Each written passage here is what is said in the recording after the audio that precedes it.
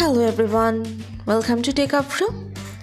Today in this video, I'm gonna show you how to enable or disable auto rotate screen in your Android phone. Before starting the video, please subscribe to Techavro. So let's get started. For this, you have to open your settings. Now scroll down. Here you can see display and brightness. Click on this.